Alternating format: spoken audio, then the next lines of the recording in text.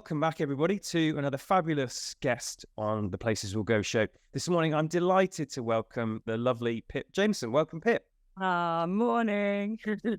Well, it's fantastic to see you, Pip. It's actually been a while. I think it's probably 2017 we first met. We'll go into that in a little bit.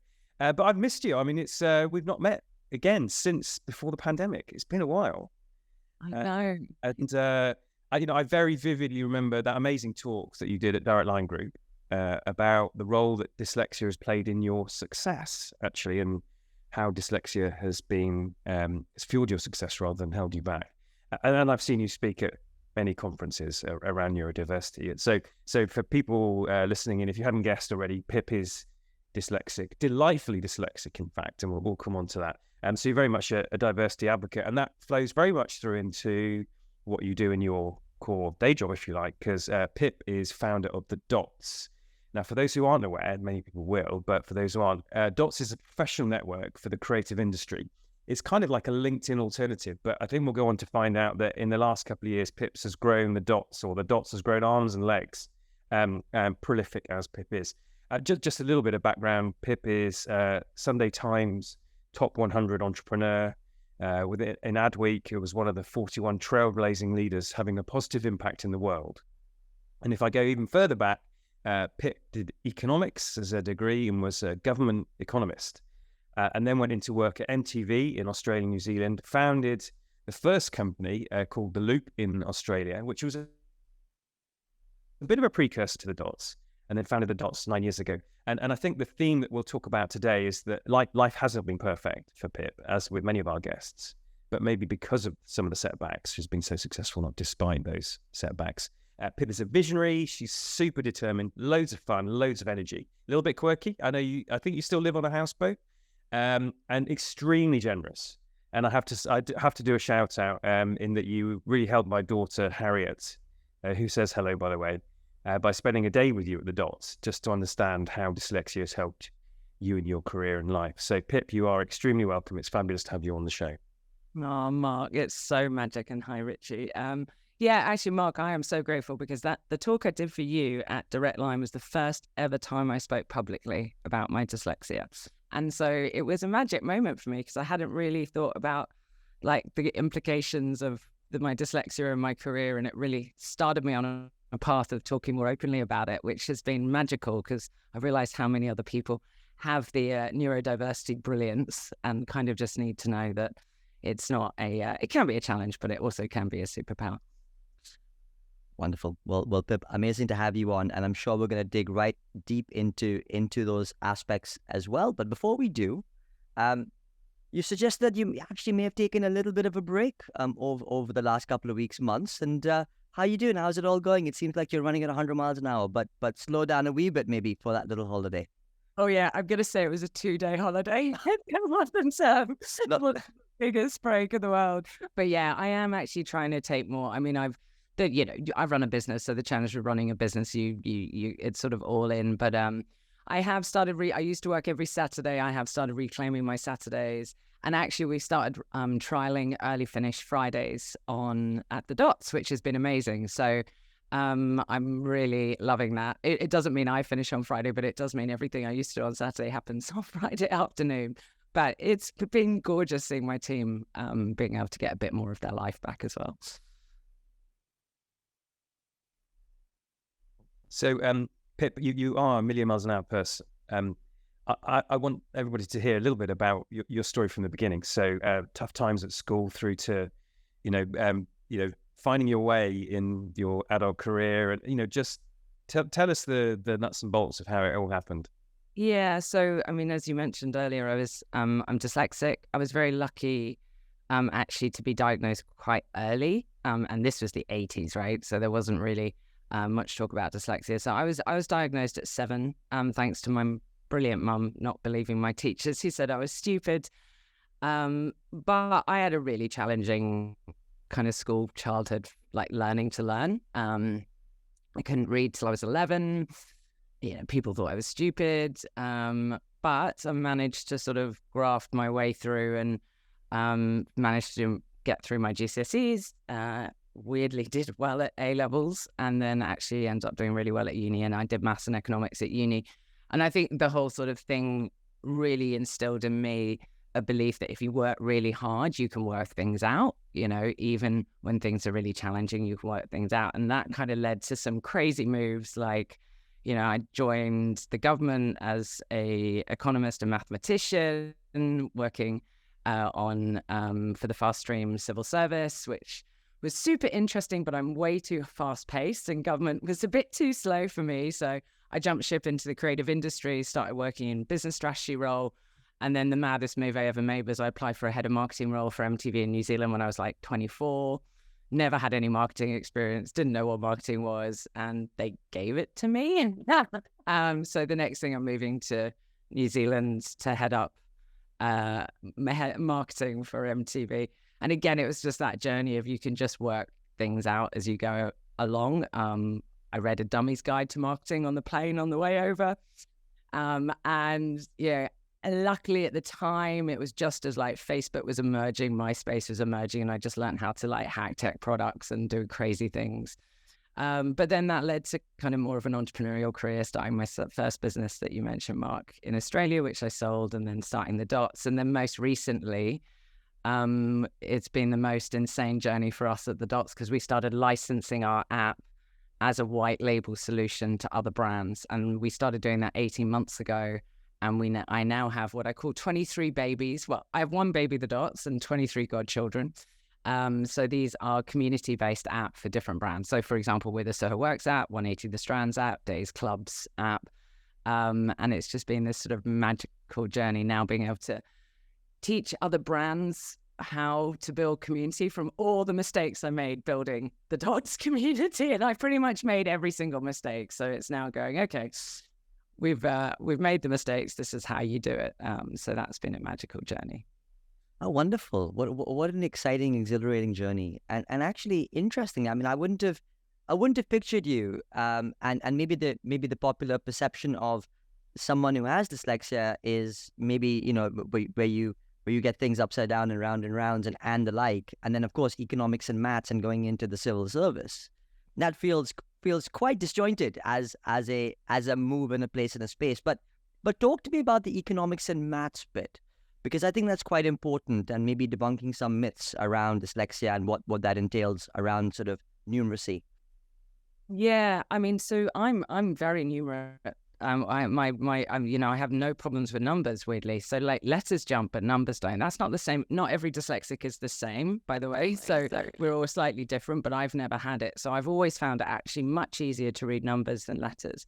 And I actually started university doing politics, economics and maths. And I realized I did have to lean into my strengths. Like essays are definitely not my strong suit. So writing errors in that way. But I think why economics and maths was so useful for my brain is, as a dyslexic, we just have wider peripheral vision. So there's an amazing piece of Harvard research where we're just taking in more data all the time. And we're synthesizing that into gut feeling, intuition, and creativity. And so the advantage of that is it's actually just easier for us to solve problems and connect dots. And that's why we tend to be more entrepreneurial, tend to be more creative. It's actually how our brains are wired. So weirdly, with things like maths problems, that's much easier for my brain to work out than writing an essay in a way that people are going to understand. Well, thank God for ChatGPT now. Oh, thank God. Never have to worry about that one. Finish that politics degree. It is that problem solving which is at the heart of having neurodiversity, which really provides a plus. But I'm remembering the funny story of when you got your degree and you wrote the email to your dad. So just tell us that little lovely gem. Yeah, so I was the first one of my whole family to ever go to uni, and so when I got my degree, I got a first, which no one ever expected. And so yeah, I emailed my dad and I said, I told you I was a genius, but I misspelled genius and I spelt it Guinness. And so bless my dad, he's actually framed the email and it's in our toilet at home, and it's next to my university certificate. So you've got my university certificate next to, I'm a Guinness. I'm a really very big beer. Well, hey, that's a good accolade there, right? Good things happen to those who wait and all the rest of it. So there we go. So what's intriguing to me, of course, is civil service into MTV. What a wicked job. Into entrepreneur. I mean, how did that transition happen? Like, what was the jumps and the leaps that kind of joined the dots between those different phases of your professional life? Yeah, I think it was, there's this an amazing, and I always mispronounce it. I think it's Itiagi, or the secret of happiness in a career, which is where you kind of combine what you're good at, what the world needs, what you get paid for. And so all of these little bits coming together, what I realized is really with economics, I was going into the civil service to try and make a positive impact on the world. So I wanted to have a positive impact, and I was good at it. But the problem is that I realized it was way too slow moving in the civil service. So when I jumped ship, I went into the creative industries because I was really interested in the creative industries. But then I realized I wasn't really having so much of a purpose on the world. And MTV was great fun, but hey, let's be real. I was marketing Jackass and The Hills and, all of this thing. And I had a great time. But it wasn't really until I started my own business that I really felt that I could actually have a positive impact. So what you might not know about my previous business and this business both is that our algorithm was based on positivity and kindness. So the kinder the community are, the higher they come up in search results. So I always wanted to build safe, kind, inclusive places that genuinely help people. And it wasn't really until I did that, where I was getting paid, doing something I loved, doing something I was good at, but also something the world needs, that I kind of moved across. And also, like, it's just easier to be an entrepreneur when you're dyslexic. 35% of entrepreneurs are dyslexic and 40% of self-made millionaires. So, and they say around 10% of the population has dyslexia. So we're more likely to become entrepreneurs. And when we are entrepreneurs, we're more likely to succeed. So I guess I was just almost born to run a business one day. Well, literally wide for it. It is a big who knew.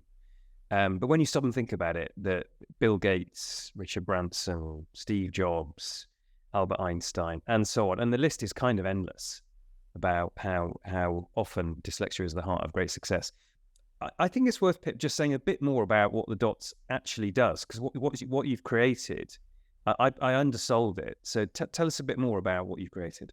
Yeah, so actually originally the whole premise was trying to help people get jobs in the creative industry. So we very much started as profiles and jobs.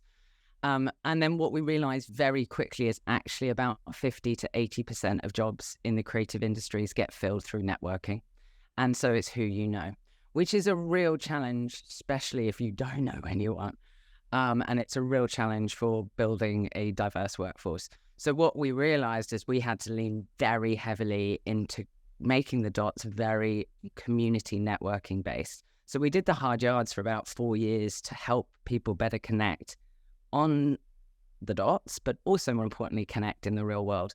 So the big differences between us, I guess, and LinkedIn is it's very forum based. So if I need help with something, I can do a call out. So that could be, I'm looking for a collaborator, I'm looking for someone to work with, I'm looking for a recommendation, but it also can be really heartfelt, like, I'm really struggling with my mental health. Can someone give me advice? And it's a place where you can get support and advice on your career journey.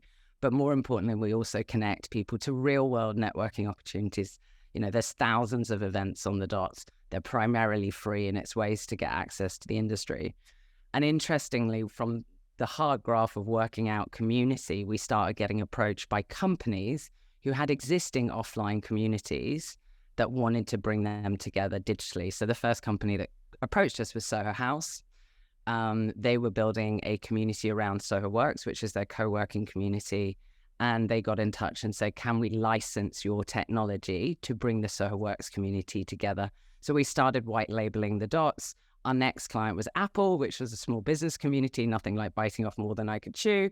And now we have 23 white labels, including like Freeze Art Fair, Days Media, 180 The Strand. So we're UAL's alumni community. We look after the Guap Adidas community. So it's been this insane journey. I feel like I've got like my baby, the dots, and then I've got all these godchildren that I look after as well. You must be one busy lady, because I went, tech and recruitment are probably two of the most busy, crazy industries, and you're sitting right at the intersection of both. But I'm really intrigued about what you said around creative industries, and of course, School of Marketing at the outset of the organization was to help people into the industry. And as you rightly mentioned, a lot of the time it's through those networks that it actually happens. But that has a major downside. It has that if you're not in the network, then where are you? You know nowhere to be seen. So talk to me a little bit more about recruitment, getting in careers, and how do young people actually do that in a world where half the jobs are done through the grapevine? Yeah, I mean, I think that's exactly why we started opening up those opportunities to network and grow. I mean, obviously, I'm biased. Join the dots. Also, join some of our partner communities, like Days Media Club is amazing. Days Club, which is Days Magazine's club, that's all about access for talent getting into the industry as well. So there's lots of people doing lots of things. I think what I've loved to see over the last 8 years of doing this is how many networking opportunities and communities have now sprung up to support talent that haven't got those existing networks already. And I love that. So actually, really, if you're listening and you're wanting to get into the industry, the kind of rule of thumb is just get out there. There are so many things to explore. There is a lot of free programming. There's a lot of free training now. But it can be a bit scary, right? So it's like almost jump in. You might go to something, it might feel a bit weird. You don't have to go back. Just go to the next one. And most importantly, when it comes to networking, have a huge smile, because it makes you less nervous, I've learned over the years. If you just walk into a room, you don't know anyone, go up to them, smile, start chatting, and magic things happen. So I think, the access is improving. There are lots of things out there. It's really just about being curious and getting out. And I think also the other thing I've loved that's changed is senior leaders are really wanting to give back to the next generation and help that generation through. So just plug into the brilliant programs like yours to get into the industry and make the most of them, and that would be my kind of real top tips. It is a lot easier than when I started 8 years ago. It is a lot easier. It's still not perfect by any means, but there are lights. And I think the other thing is when everyone thinks about network, they think, oh, you have to network with someone more senior. Actually, some of the peers and friends you meet of your own age at these events will become your most powerful network in 5-10 years. I was at this amazing thing, Guap, which the media company, the founders of Guap were saying that the crew that they all started working with, they're their best network. They've ended up at all the best brands now. So actually just building a really solid network of peers who are all ambitious, driven and kind will lead to amazing things in 5-10 years time as well. So that would be my advice. And fantastic advice.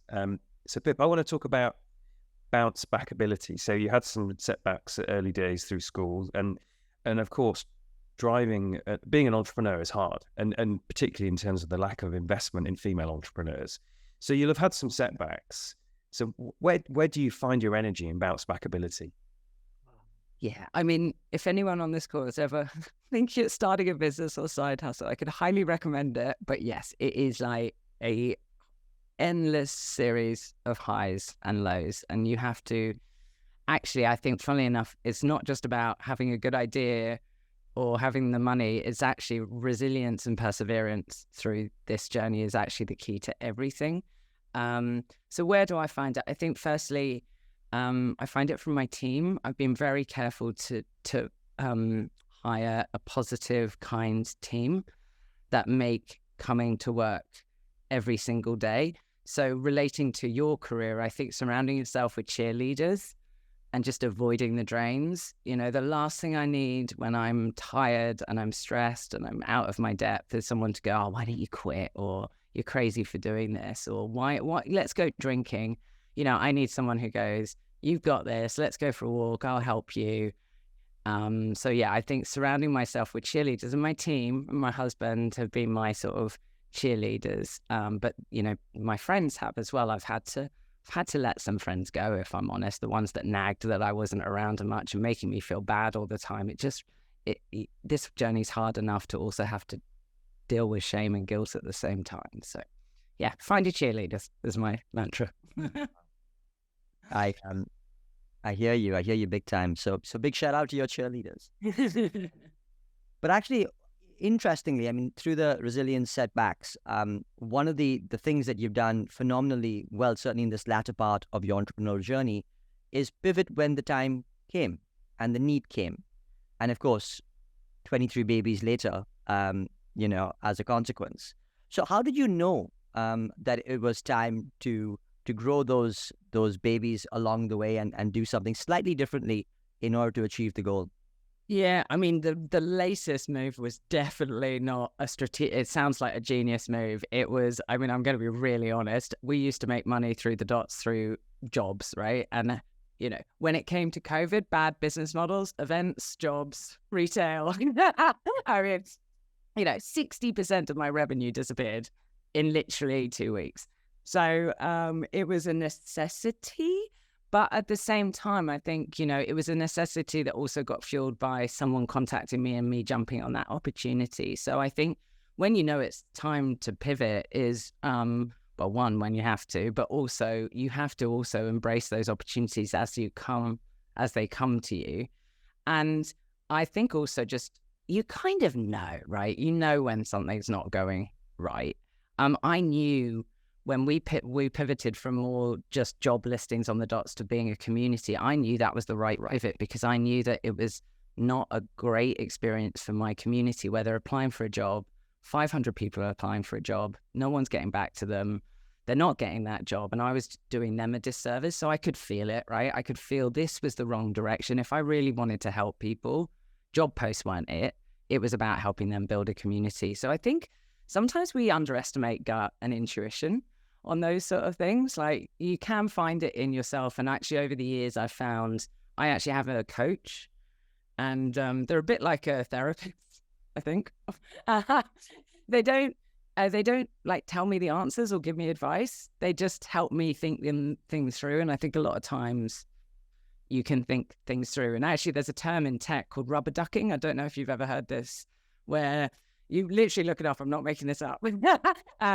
It's where if you've got a problem, engineers talk to a rubber duck in the bath and they orate the problem. And by orating the problem, it helps you find the solution. And so actually, this is a term. I rubber duck all the time. I actually rubber duck on my poor husband all the time. So I just orate the problem. And by orating it, I find the solution. And so yeah, buy a rubber duck, sit in the bath and talk through that problem. And I think you can find that solution. You can find out when's right to pivot and when is right to stick. And there's times, and also there's no wrong move, right? Every move you make is a learning for the next move.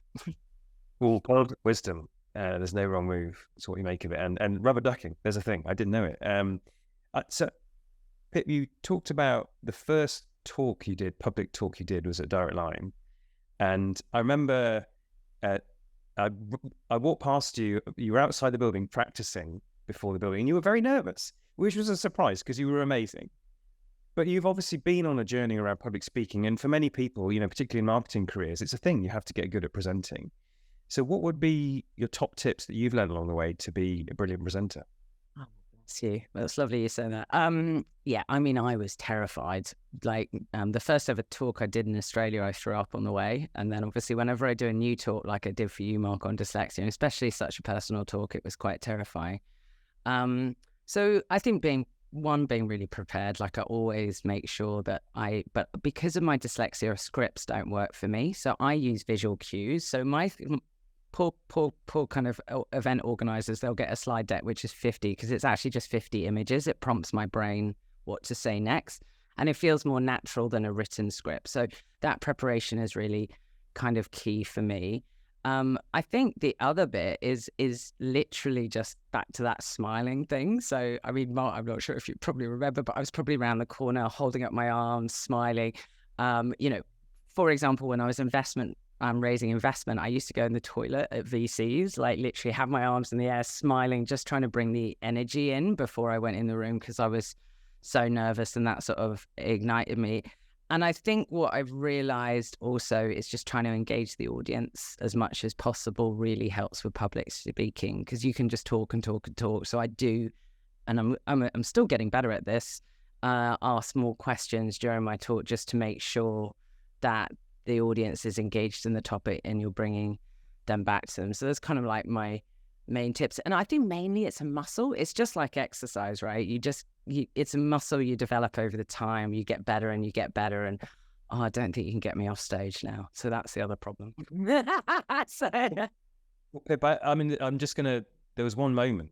It was a moment. I was aware that there was one person I knew in my team with 150 odd who were in that room who was diagnosed with dyslexia. And you got quite a lot of psychological safety quite early on by the way you presented. And you asked a question and put your hand up if you're dyslexic. And I was expecting 1 or 2 people to put their hand up, and about 10 did. 7 to 10. I don't remember exactly.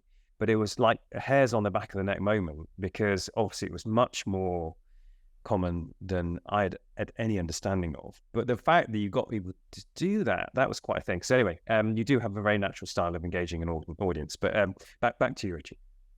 No, I'd have loved to have been there. God, it sounds like quite a pivotal moment for many reasons.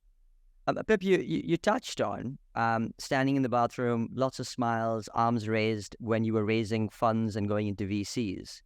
Talk us a little bit through the process of VCs raising finance. How does that go? How does that work? How's your experience been of it? Yeah, I mean, I would say, I think with startups, a lot of time there is an expectation you should raise, and there's a lot of pressure on founders to raise. I think before even talking about the process, I think the first thing I always say to any founder, do you really want to raise?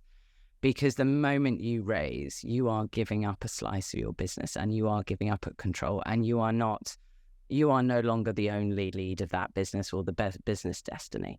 And so it's a very, very important decision you make. I am a massive believer in businesses that bootstrap it up, get to product market fit and build organically. If you can do that, that is amazing. You have control of your life. When it comes to raising investment, I mean, tech, if you're building tech, it's almost impossible not to have to raise investment because engineers are so expensive. But in other different business streams, there are case studies of people that haven't had to do it, or at least had to do it later. Problem with doing it really early, you're giving big slices early, so you keep giving slices and keep giving slices. And I can't tell you how many friends I've had recently who've exited their business. So I had one friend who exited their business for 100 million, which sounds amazing. He made nothing, zero, because his investors had taken what we call preferential shares. They got more money out than he did. So that's just a bit of a cautionary tale. In terms of the process, I mean, gosh, in the early days, when you've got an idea, it's just what they call friends, family, and fools. You're basically going out there and you're finding anyone who believes in your idea to give you money.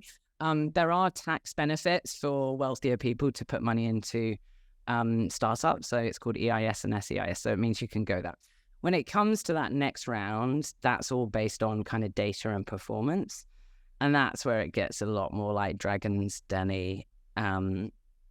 Not the nicest experience for diverse founders, if I'm honest. Actually, raising investment is a horrific experience for any founder, but it can be particularly bad for diverse founders. It's just there's just no one really like us who's investing. It is starting to change a bit, but it's a bit tokenism, if I'm really honest. I think there's lots of other new investment vehicles that are available to founders now. You can do crowdfunding, or you can do crowd investment. There are now some diversity VC funds that are specifically geared around diverse founders. So I'm backed by something called Angel Academy that only invest in female founders, and I'm also backed by an investment arm called Gaingels that only invest in LGBT plus founding teams, and my COO is LGBT. So it's like there are ways. It's just a little harder. But great advice on the thought around try and delay the process as much as you can, if you can, to be in control of your destiny, at least for longer. And I think that's something that's underestimated. I think all too often, it's seen as a badge of honor. And actually, people have got to remember that it's a milestone on the path to success. It's not the success. And And unfortunately, I think too many people see it as the end goal and not, not an end in itself or whatever. Yeah. And I think it's really, everyone asks me, like, how do I value it? What do I sell? What's the valuation? I'm like, the reality is you give away about 20% every time you raise. That's just the reality. If you talk to any founder, like, no matter if you've got a complicated business model and valuations, all this, you're giving away about 20%. So if you're thinking every round, that's you diluting. So, yeah, that's reality. Tricky path to navigate. We've mentioned about diversity a number of times, and I know that's something that you've really instituted very strongly within the Dots and what the Dots is becoming. So tell us about the blend of people you've got and how you've come to that point.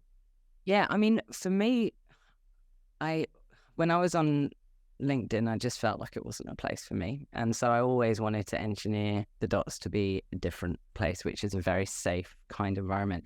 So as I mentioned earlier, our algorithm is actually based on positivity and kindness. Now that's on the Dots, but also all of our partner apps as well, that makes it a very safe space to ask questions. There's no such thing as a silly question. It makes it a very safe space to connect with people. We're all geared around connecting with people you want to know, not just the ones you already know.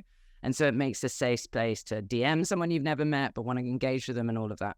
So that has then led to a very diverse community. So 68% of our community are women, 31% ethnic minority, 16% LGBT, but we do a lot of work on neurodiversity as well and make it a very neurodiverse friendly platform. But the magic of that is just diverse minds all supporting and helping each other and coming together. But that's because, and with the algorithm also, we screen out, we've got like a really bad word list and an okay word that gets flagged and then good words. So it screens out bad messages, bad comments. And so it's led to just a really lovely, safe environment for people to enjoy, which is it's a joy to then community manage as well. And it's a joy for our community managers of our other products to community manage, because you don't have to deal with that crap you get on Twitter. No offense. Sorry, I shouldn't say crap, but you know what I mean. I just... Don't worry with all the stuff. Or X. Sorry, I meant to call it X. Exactly. Gosh. Really? We are so yesterday. So behind. It feels like you've covered so much ground already, Pip, and just super inspiring and so much experience later. Never stop. So then what comes next? I mean, is it to go from 23 to 50 to 100 babies? I don't know. What's still on the journey? Yes, essentially. Okay, more of the same. Yeah, more of the same. No, we've literally just scaling the team at the moment, which is really exciting. So we're onboarding new members and starting to grow. I mean, my team is primarily product tech these days. But we also have a really great customer success community team who basically train anyone who uses our products to on every mistake I've made. And I'm actually really enjoying that bit, because that's all, like, I've literally made so many mistakes building community at the Dots. It's lovely to build a CX community team who are then engaging that. And I realize actually a lot of people don't understand what community is. It comes naturally to, like, we'll chat to companies and they'll be like, yeah, we've got a community. We've got like 100,000 followers on Insta. I'm like, that's not a community. That's a broadcast network, right? You're literally just broadcasting your stuff to them. A community talk to each other and support and help each other. And why that's so powerful is then they become the content creators and they drive the engagement, right? And then it's much easier for you to market on that engagement. So it's all this stuff that we learned over the years that I'm suddenly realizing not many people know. And so I'm really enjoying this kind of process of working with company, I mean, Dazed, for example, I love, because, I love the brand. They've got this amazing thing called Dazed Club, which is giving access to the industry and just supporting them on this brilliant journey they've already created. And they do all these amazing in real life events where the community come together. Like, being able to augment what they're doing in the real world is just really, it's really magical and really fun. It's really fun. I've now just got to come up with I've got an operating team that are running the Dots now, and I'm running working title Mothership, this brand up here, because we don't even have a website explaining what we're doing. So I've got to not rebrand, because we're keeping the Dots, but it's going to be a fun journey of working out how to act. Need a bit of rubber ducking on that one. I'm rubber ducking. I'm rubber ducking on you right now. You can tell. There you go. We're here to serve. So the time has just whizzed by. It's so many great insights and tips, and to hear about your magical journey. So for the final question, what's your advice to young people at the beginning of their careers, to get in, to get on, to get ahead? What would be your top tip or top tips for those at the beginning, at the outset?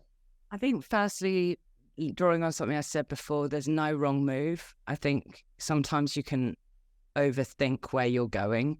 And I was so worried I'd made mistakes by going certain places in my career. But when I reflect on my career, there was no mistake, because every jump I made, and I've had a really squiggly career, every jump I've made has led to the next one. So just go in there, make the most of it, learn as much as you can. If it's not right, but do give it some time. If it's not right, then do move on and look for opportunities. So that was the first one. Network is everything, or community, as I prefer to call it, is everything. Building a community of people that you are kind, can be your cheerleaders, that you respect in the industry, that's everything. And those can be seniors, but also just your peers are going to be so important. Go and find those ones that really fascinate you, that are doing the work you want to do, that are working on the things that you want to work, and learn from them. And also, don't be scared to walk up to a senior leader you've never met before and start chatting to them and ask them for a coffee. I found a really I found the "will you be my mentor" never works. But I'm really interested in your job and learning more about your job. Will we go for a coffee? That really works, because they really like talking about themselves. So go and find a senior leader you inspire. Ask if you could treat them to a coffee to tell them about their job, because you think what they're doing is amazing. And that's a lovely way to kind of build a relationship. So yeah, I think those are my three tips. And just do it. And there's no such, and you'll make mistakes, and there's no such thing as a mistake. You just learn from it. You just don't repeat it. Try not to repeat it. Or try not to repeat it. There we go. I find myself repeating mistakes all the time, and I'm like, well, I just learned from that mistake. I should have learned better. But anyway, that's me through and through. But there we go. I have a stickies, on Macs, you get stickies, the little post-it notes. I have a stickies, which is all the mistakes I've made. So every time I make a mistake, it's mammoth, but at least I kind of write it down. So hopefully it goes in my brain a bit more. If I did the same, all I'd be doing is going back to it, going, "Oh my God, I just did that again. I wrote it down," and then there we go. But anyway, look, wonderful. And I really love the sentiment that a coffee can genuinely change your life in that sense, right? A few conversations can really make all the difference. I mean, either a perspective or a door open. You never know what's going to come through. And also sometimes it can take years. Like there was a woman in New Zealand when I was working at MTV in New Zealand. She worked at an ad agency. We went for a coffee. Fast forward 15 years, she's working at Apple and we're working with Apple. It's like, but that took 15 years, but it's amazing how these things can pop up at interesting times. They really can. I'm going to try and do my best to summarize some of the things that we have heard. It's been such a wonderful, wonderful experience chatting to you, Pip. It's been really great.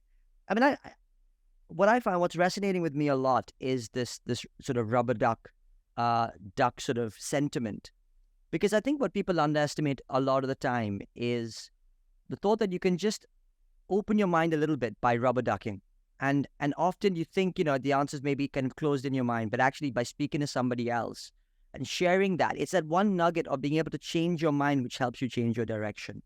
So rubber ducking, I think, is a wonderful turn of phrase, and then something we should all be doing. There we go. Buy a rubber duck, guys. It's the weekend. Come on. Here we go. But look, massive diversity advocate. Early beginnings at Direct Line Group. Thank you, Mark. But wish I was there to see that. And it's amazing how actually these things are far more common than we actually first think of. But more so, I think what's delightfully dyslexic is the thought that actually we and actually interestingly, I myself, make great entrepreneurs, and a lot of people, you need to really harness that power of really understanding yourself, understanding your mind, and leveraging to your strengths. And Pip, I think that's what you did in spades. Economics and maths, politics, going to the civil service, recognizing you were good and following your ikigai there.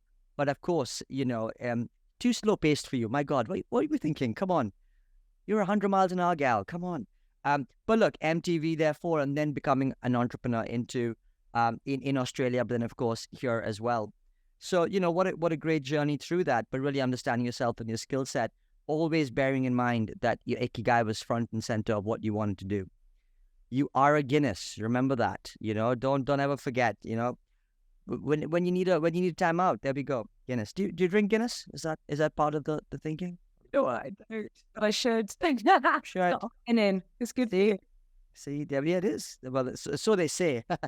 Nevertheless, the dots. My God, what a great mission to kicked off with. Solving quite a naughty problem, right? That most of the jobs are taken up in a networking capacity, and then using that insight as a way to actually transform the way recruitment happens in the industry. Wow, turning a massive problem on its head to really create systemic change. Everything takes a whole load of resilience and perseverance. So have your cheerleaders. You need people along the way to make that happen. There's no wrong move. It's all about learning. And I think, that's just the part of the process to go on. And when the time is right to be able to move on. There is a gut instinct, follow your intuition through this. But remember, as part of that, networking is absolutely critical. So your top tips, of course, is around networking, senior people, your peers, take people out for coffees.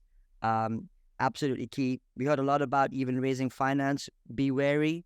Do it when the time's right. Maybe never. Who knows? But there we go. You've set yourself an audacious challenge to almost be the new LinkedIn and do things in the right way. I resonate, by the way, with the thought of putting up a job post and get 500 applicants and no one responds to you. Black hole territory. And you're different. You're trying to be totally different out there. And you're carving your own path, Pip, and that's just admirable. So, look, it's just been such a pleasure. It's been wonderful speaking to you. So thank you for giving us your time. And I've got no doubt we're going to hear great things in the future. I've also got the Soho House and the Soho House Works app anyway. So I can, now that I've got the backstory, I can figure that out too. So there we are. Thank you, Pip. It's been a pleasure. Thanks. Oh, it's been so much fun.